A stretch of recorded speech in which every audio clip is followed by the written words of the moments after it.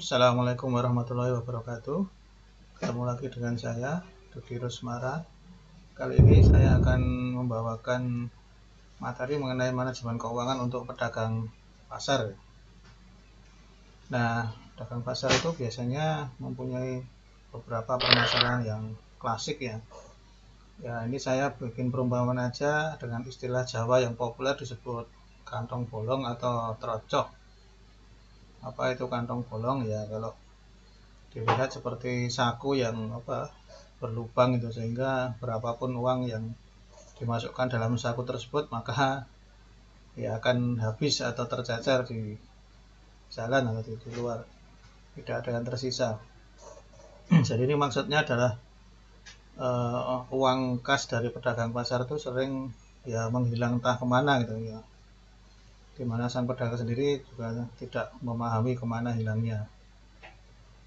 Nah, atau mungkin kalau dengan bahasa lain, kalau atap itu bocor atau trocok sehingga airnya masuk ke dalam rumah. Nah, berkait dengan kantong bolong, ini ada lagi cerita kambing hitam dan tuyul ya. Jadi tuyul itu, kambing hitam itu adalah makna konotasi ya, dari maksudnya adalah pihak-pihak yang dianggap bersalah dalam suatu perkara, dalam ini yang membuat kantong bolong tadi. Membuat kantong bolong tadi adalah ada pihak yang dikambing hitamkan. Nah, siapa itu? Itu adalah tuyul, sering kita sebut tuyul. Tuyul itu dianggap makhluk jin yang kerjaannya mencuri sejumlah uang tertentu gitu. Itu sering dijadikan kambing hitam. Kasihan juga dia, padahal nggak bisa membela diri.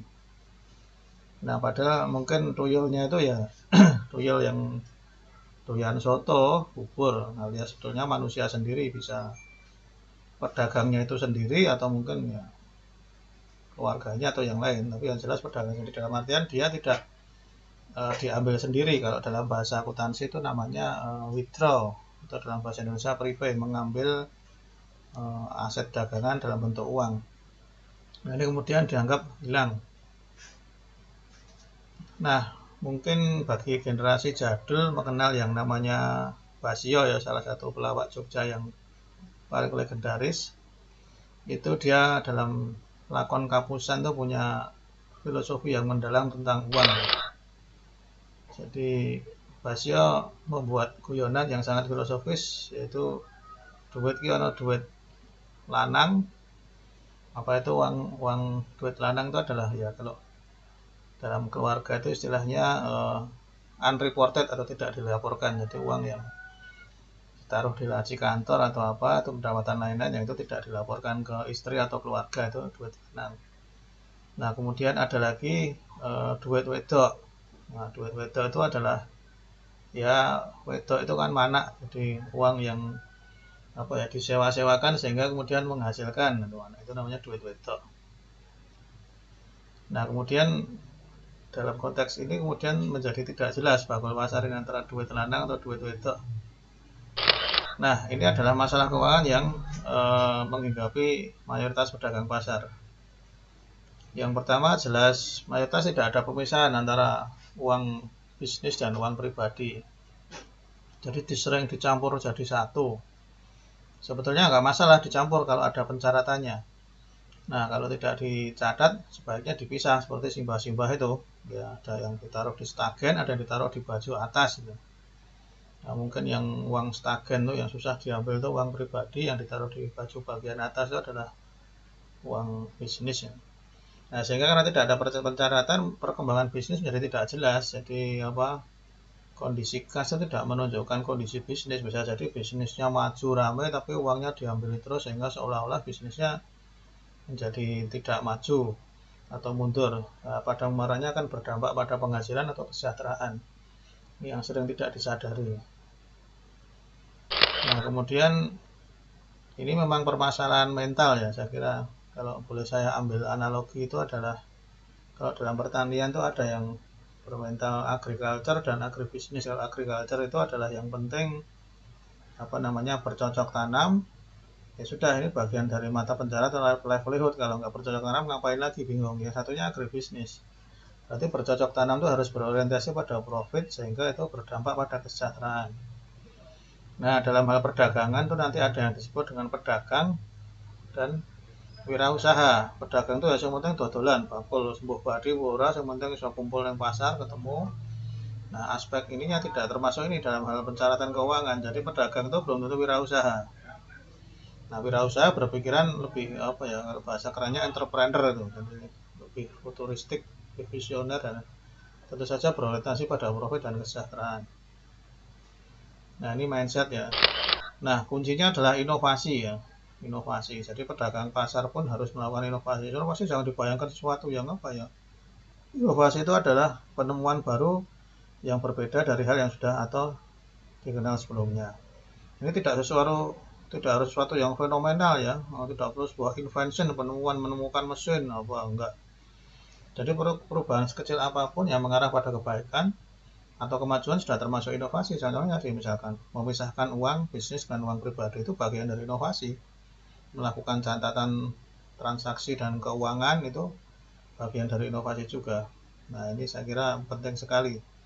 Jadi memang mindset atau mentalnya yang harus dibangun yang dulu untuk mengubah.